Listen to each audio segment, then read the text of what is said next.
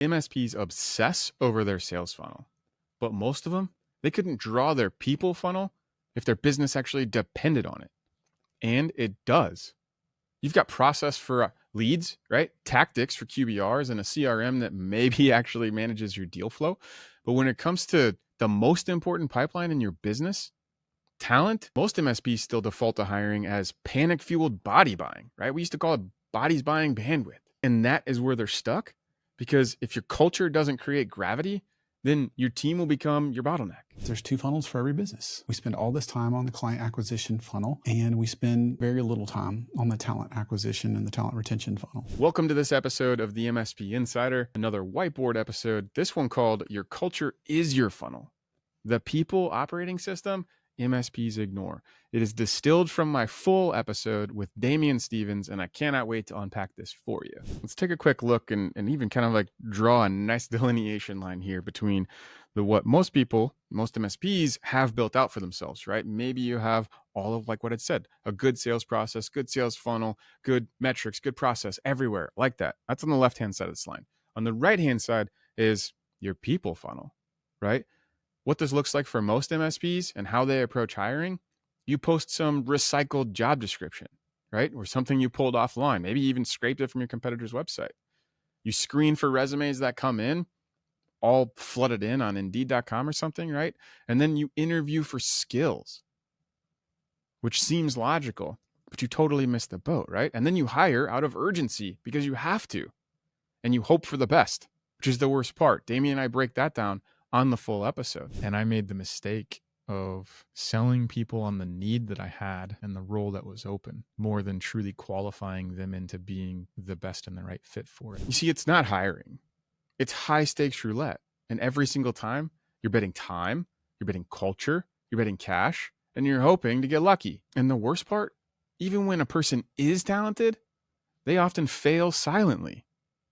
How is that possible? Because your process, it was not built to evaluate trajectory or belief. It was built to plug a hole. Here's what Damien realized after a decade of hiring misfires. You don't hire resumes.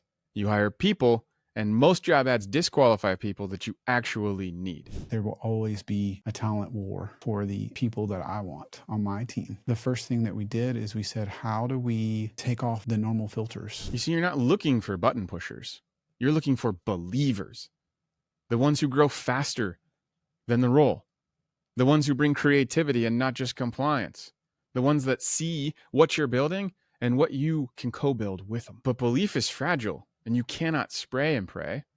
You have to architect for alignment from the beginning. Now, how does that play out? Let's take a look. It's really all about the weight of your ask, right? And in this model, we're going to break that down. So with your people funnel, you really have to think about what your people funnel is first to begin with. Right? So if we were to draw and design an actual people funnel, we need to understand what it takes to truly build one. So if we start with recruit, after recruit, it's really qualify. From qualify, then you move to activating them, right? Making them insanely productive for the business. Then you want to retain them. And after you retain them, now you want to multiply them, right? Because it's not just about one. It's ultimately multiplying the entire thing out into the business, building the culture, having it thrive. But we have to understand where and how all this stuff is placed.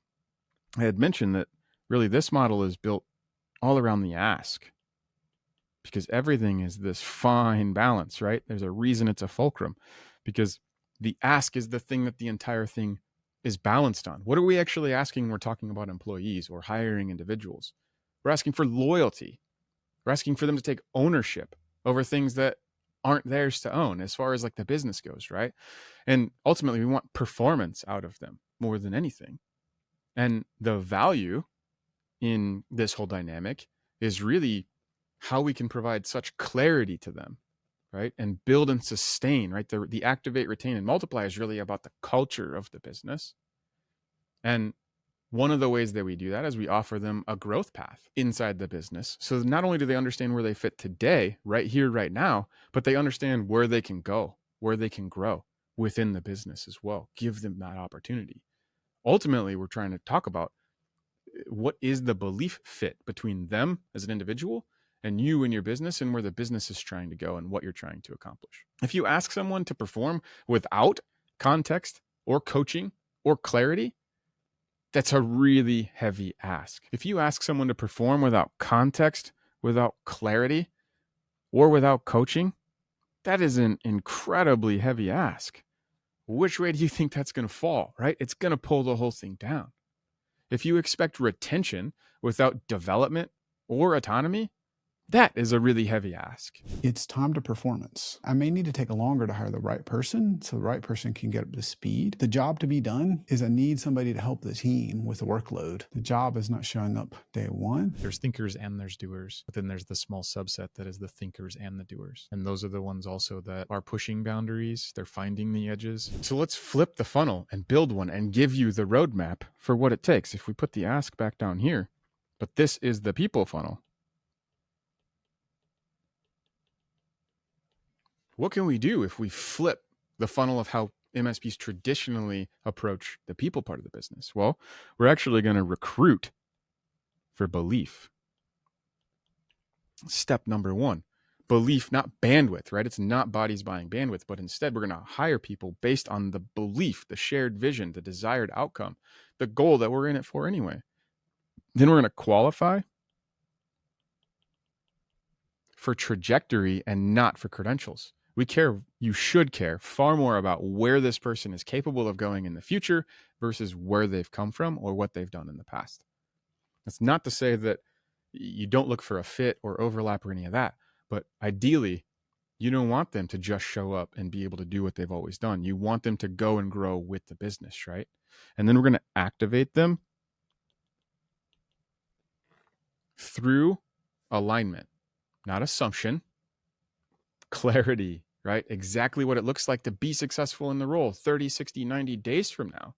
Not just assuming they know what success looks like when they show up on day one of the job, and you hoping that you solve the problem the day you made the decision, not solving through the problem all the way to that 90-day success target. We're going to retain also with clarity and connection, right? We're not just going to drop them into the business on day one and hope floats, right? It just does not work, despite the way that we've always tried to do it in this industry for some reason. And then lastly, you end up multiplying that through the culture that begins to go and grow out of having this done across multiple individuals in your business. The thing that it seems like most MSPs get wrong over time as it relates to culture is that you get what you tolerate.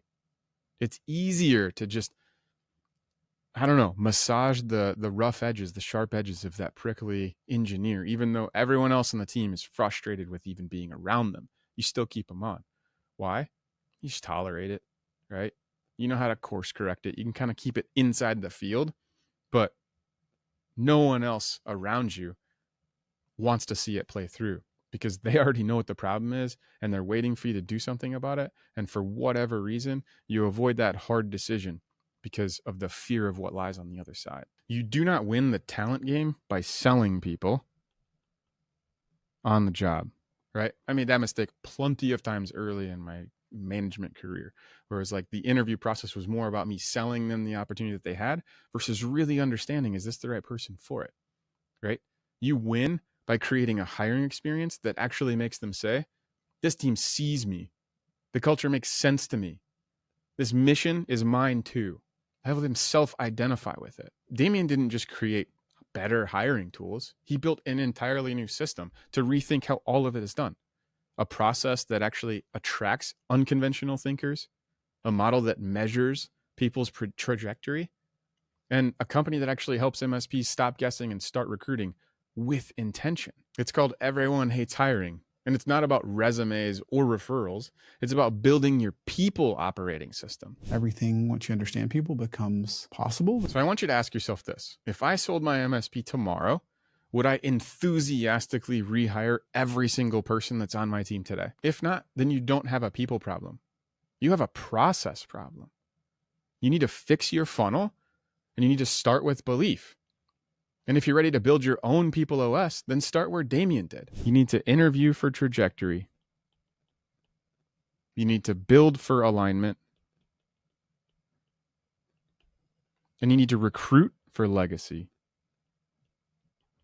Most MSPs will never realize that their ask is too heavy for the culture that they've already built, that their process disqualifies the exact people that you need, and that their hiring experience is their brand in action. But Damien, he flipped that script. He made hiring the strategic differentiator, not a reactive scramble. Those impact makers are also not searching the job boards for the next thing, right? Like they're sought out and recruited. So stop hoping that your next tech just works out. Start engineering your culture as your people funnel.